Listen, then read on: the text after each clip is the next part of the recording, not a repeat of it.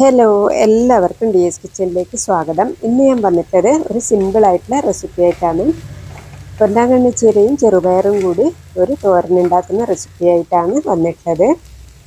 ഇന്ന് നിങ്ങൾ ആദ്യമായിട്ട് എൻ്റെ ചാനൽ കാണുന്നുണ്ടെങ്കിൽ എല്ലാവരും ഒന്ന് സബ്സ്ക്രൈബ് ചെയ്ത് സപ്പോർട്ട് ചെയ്യണേ. വീഡിയോ ഇഷ്ടപ്പെട്ടാൽ ലൈക്ക് ചെയ്യാൻ മറക്കല്ലേ. എന്ന റെസിപ്പിയിലോട്ട് പോകാം. അതിനുവേണ്ടി ഞാനിതാ പൊന്നാങ്കണ്ണി ചീര നല്ലതുപോലെ കഴുകിയെടുത്തിട്ടുണ്ട്.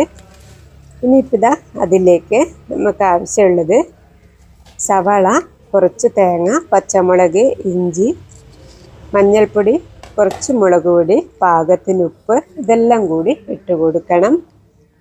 ഇതിട്ട് കൊടുത്തതിന് ശേഷം നല്ലതുപോലെ കൈകൊണ്ട് നല്ലതുപോലെ മിക്സാക്കി എടുക്കണം.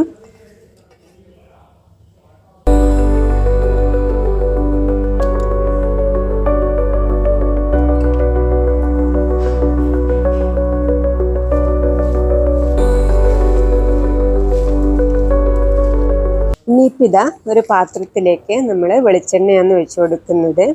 അതിലേക്ക് കടുകിട്ട് കൊടുക്കാം. കറിവേപ്പിലയും കൂടി ഇട്ട് കൊടുത്തതിന് ശേഷം ചീര ഇട്ട് കൊടുക്കണം. അതിനുശേഷം നല്ലതുപോലെ ഇളക്കിയതിന് ശേഷം മൂടി വെച്ച് ഒന്ന് വേവിച്ചെടുക്കണം.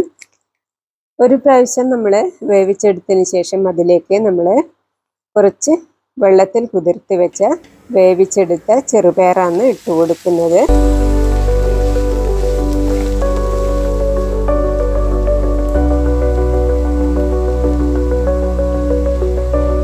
ചെറുപയറും കൂടി ഇട്ട് കൊടുത്തതിന് ശേഷം കൂടി ഒന്ന് സെറ്റാക്കി എടുക്കണം. ഇപ്പോൾ നമ്മൾ ചീര തോരൻ ഉണ്ടാക്കുമ്പോൾ ഇതുപോലെ ഉണ്ടാക്കി നോക്കിയാൽ നല്ല ടേസ്റ്റാണ് ഉണ്ടാവുക. അപ്പോൾ നിങ്ങളെല്ലാവരും ഒരു പ്രാവശ്യം ട്രൈ ചെയ്ത് നോക്കിക്കോളൂ കേട്ടോ.